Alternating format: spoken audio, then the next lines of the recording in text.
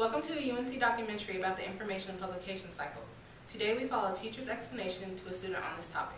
We will discuss the publication cycle, primary and secondary sources, and how they impact an original event. The event being used in this video is the 9/11 terrorist attacks. Today we'll be exploring the publication cycle and how it relates to the 9/11 event. Professor Leon, what exactly is the publication cycle? The publication cycle is the sequence in which sources are published. The cycle begins with primary sources that are published from the time the event takes place to just days after. I'll show you some examples of these different types of sources. Here, let me show you some video footage of the actual 9/11 attacks as they were taking place. This is a primary source because it was filmed the day of the event and is an actual account of what is happening.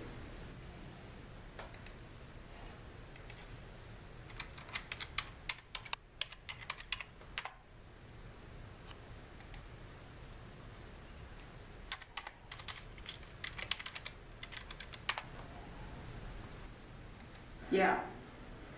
This just in, you were looking at obviously a very disturbing live shot there. That is the World Trade Center, and we have unconfirmed reports this morning that a plane has crashed into one of the towers of the World Trade Center. That makes sense. But weren't there also newspaper articles published a day or two after the event? Would those be considered primary sources as well? That's exactly right. Let's listen to a radio broadcaster talk about what's taking place on 9/11. This would also be considered a primary source. They will take out those people on the plane. At this point, you have to. Yeah, you have to. It's collateral damage, and they're going to have to do it. This is devastating. If there is a third plane still... I'm starting to get it. But what about other information that was published? Here, follow me and I'll show you some more sources.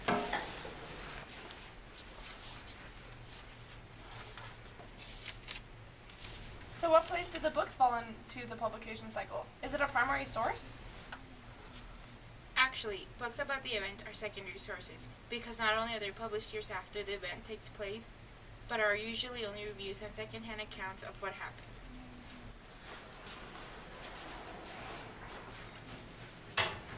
Oftentimes, after major events such as 9/11, there are documentaries and movies made about the event. Here, let me show you.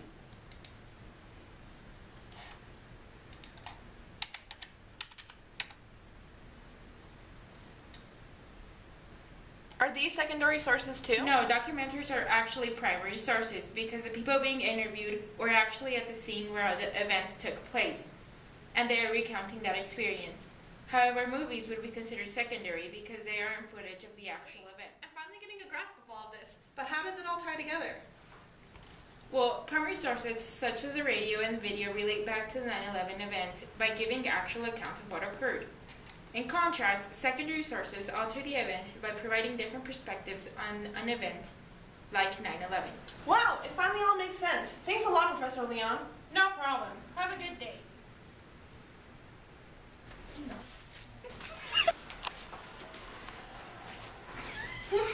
What? You gotta walk away here. How come it's turned red? Oh, my bad.